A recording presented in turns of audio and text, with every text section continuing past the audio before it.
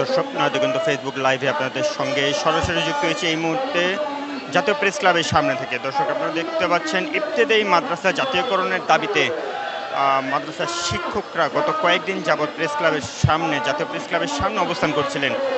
আজ কিন্তু তারা সচিবালয় অভিমুখে তাদের একটি মিছিল, সচিবালয় ঘেরাও কর্মসূচি পালনের উদ্দেশ্যে যখন রওনা হচ্ছিলেন, ঠিক সেই সময় কিন্তু আমরা দেখতে পাচ্ছি আইন শৃঙ্খলা রক্ষাকারী বাহিনীর সদস্যরা এখানে একটি ব্যারিকেড দিয়ে মাদ্রাসার শিক্ষকদেরকে এই জায়গাটিতে আটকে দিয়েছেন এবং ইবতেদায়ী মাদ্রাসার শিক্ষকরা কিন্তু প্রায় হাজার খানিক শিক্ষকরা এখানে অবস্থান করছে এবং রাস্তা বন্ধ করে, অর্থাৎ জাতীয় প্রেস ক্লাব থেকে সচিবালয় যাওয়ার যে রাস্তাটি রয়েছে সেই রাস্তাটি কিন্তু বন্ধ করে তারা এই জায়গাটিতে অবস্থান করছেন। দর্শক, আমরা দেখতে পাচ্ছি পাশাপাশি অপ্রীতিকর কোনো ঘটনা এড়ানোর জন্য এখানে কিন্তু আইন শৃঙ্খলা রক্ষাকারী বাহিনীর সদস্যরাও ব্যাপক প্রস্তুতি গ্রহণ করে আছেন। এখন আমরা দেখতে পাচ্ছি জল কামান এবং পুলিশের ব্যাপক প্রস্তুতি আমরা দেখতে পাচ্ছি। দর্শক, আমাদের কাছে সর্বশেষ তথ্য মতে ইবতেদায়ী মাদ্রাসা শিক্ষকদের একটি প্রতিনিধি দল কিন্তু সচিবালয়ের ভিতরে গিয়েছেন এবং আলোচনা সাপেক্ষে তারা কি করবে, তাদের যে দাবি, সেই দাবি আদায় কতটুকু সরকার ব্যবস্থা নেবে সে বিষয়ে কথা বলছেন। এখন পর্যন্ত গত 2 ঘন্টা যাবত তারা এই রাস্তাটি বন্ধ করে রেখেছে এবং এই রাস্তাটির যে যানবাহনগুলো আছে সেটা কিন্তু বিপরীতমুখী যে লেনটা আছে সেই লেন দিয়ে কিন্তু যাতায়াত করছে এবং সাধারণ মানুষের যান চলাচলে আমরা দেখতে পাচ্ছি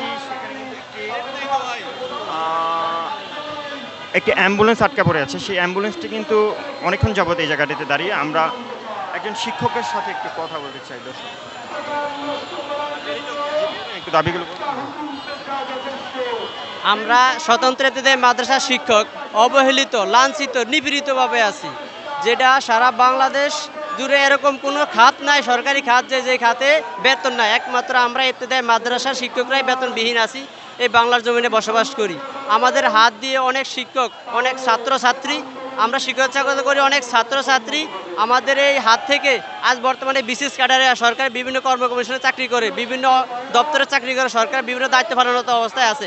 কিন্তু আমরা যাদেরকে শিক্ষা দিচ্ছি তারা আজ অনেক স্টাবলিশ, কিন্তু আমরা শিক্ষকরা আজ পর্যন্ত 1 টাকা বেতন নেই, বিনা বেতনে চাকরি করে যাচ্ছি। আমাদেরকে দীর্ঘ 40 বছর পর্যন্ত আশ্বাস দিছিল।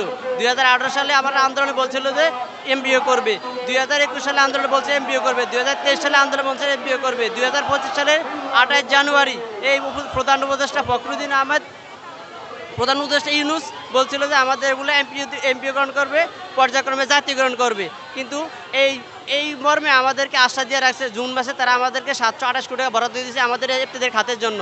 এই পর্যন্ত এই June, July, August, September, October প্রায় 5 মাস হয়ে গেছে, এখন পর্যন্ত একটা মাদ্রাসা এমপিওকরণ না, থাকতে কথা জাতীয়করণ। এখন আমরা পিঠ দেওয়ালে ঢিকে গেছে, আমরা কতদিন অনাহারে থাকবো? বছরে 2টা ঈদ আসে, আমরা একটা ভালো জামা করে নিতে পারি না, বাচ্চাদেরকে একটা কিছু কিনে দিতে পারি না।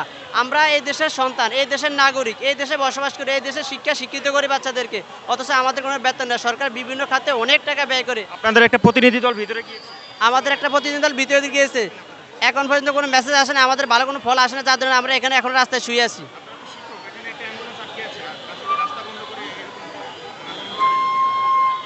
আমরা তো আমরা কতটুকু যুক্তি বলতে, আমরা তো দেওয়ালে ঠিক গেছে, আমরা ক্ষুদা অনাহারে। এই পর্যন্ত সরকার না হলে আমাদের 10 বার আশ্বাস দিছে যে আমাদেরকে এমপিও করবে, জাতীয়করণ করবে, এখন পর্যন্ত একটু করে নাই, যার জন্য আমরা রাস্তায় শুতে বাধ্য হয়েছি।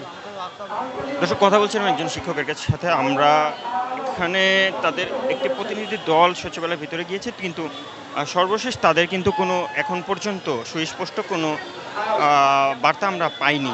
এবং আমরা দেখতে পাচ্ছি শিক্ষকদের পাশাপাশি কিন্তু এখানে শিক্ষিকারাও রয়েছেন। প্রচণ্ড গরমকে উপেক্ষা করে কিন্তু এখানে তারা শিক্ষিকারাও অবস্থান করছেন। কয়েকজন শিক্ষক অসুস্থ হয়েছেন, সেই তথ্যটুকু আমরা পেয়েছি। আমরা একটু কথা বলছি। কোথা থেকে আসছেন আপনি?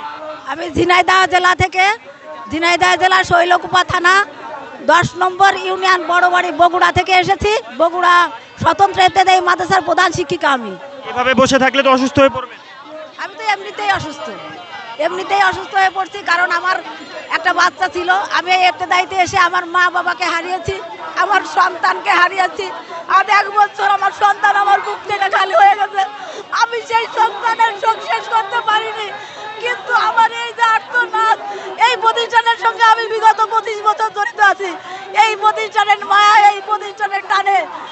কোথাও যাই না আমার সন্তান মারা যাওয়ার পর, কিন্তু আমি এখানে আসতে বাধ্য হয়েছি।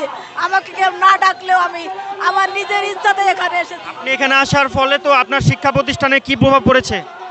আমাদের কথা, আমাদের ছেলেমেয়েরা স্কুলে আসতে পারছে না, লেখাপড়া করতে পারছে না, এবং আমাদের কথা হচ্ছে কি যে আমাদের যদি প্রজ্ঞাপন জানিয়ে হয়, আমাদের যদি জাতীয়করণ না হয়, তাহলে আমরা এখান থেকে যাব না। আমাদের যদি কোনো মূল্যায়ন না থাকে, আমাদের বাচ্চাদের আমরা কিভাবে করবো? বাচ্চা তো সরকার যদি হচ্ছে আপনার এটা না দেখে, সরকারি বাচ্চারা তো আজকের শিশু আগামী দিনের নাগরিক।